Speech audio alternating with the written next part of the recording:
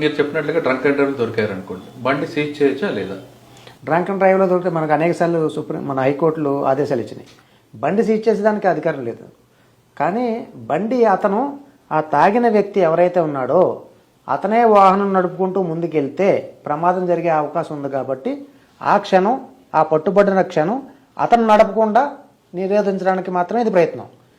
అతను కాకుండా ఆ బండిలో ఇంకొక వ్యక్తి, తాగిన వ్యక్తి ఎవరన్నా, మద్యం సేవించిన వ్యక్తి ఎవరన్నా ఫిట్గా ఉంటే, డ్రైవింగ్ నడపగలిగేవాడు ఉంటే, లైసెన్స్ కలిగి ఉంటే అతను బండి తీసుకుని వెళ్ళొచ్చు. పంపిస్తారు, ఖచ్చితంగా పంపాలి. కానీ ఈ కేసుకి సంబంధించి కేసు బుక్ చేసిన తర్వాత అతను ఆర్సీ కావచ్చు లేదా డ్రైవింగ్ లైసెన్స్ కావచ్చు, కేసుకి అవసరం కాబట్టి వివరాలు తీసుకోవాలి. కానీ పోలీస్ స్టేషన్ ముందు, ట్రాఫిక్ పోలీస్ స్టేషన్ ముందు పొద్దున్న లెగిస్తాడు, మంగళవారం, శనివారం, ఆదివారం తర్వాత కొన్ని వందల బండ్లు తొక్కుపడి ఉంటాయి, దాని మీద క్రైమ్ నెంబర్ రాసి ఉంటాయి.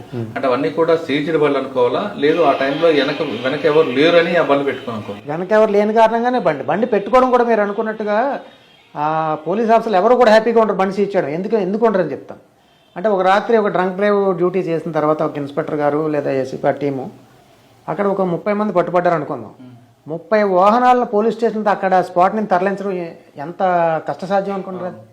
ఆ బండి రావచ్చు, రాకపోవచ్చు, మళ్ళీ ఈడు తీసుకెళ్తే ఏమైనా ప్రమాదం కలగవచ్చు, ఇవన్నీ ప్లస్ ఆ పెట్టుకున్న తర్వాత పోలీస్ స్టేషన్లో బై మిస్టేక్ ఏదన్నా ఒక బండి మిస్ అయింది అనుకోండి, అది చట్ట ప్రకారం మనం అతను రసీదు ఇచ్చి ఉంటాడు.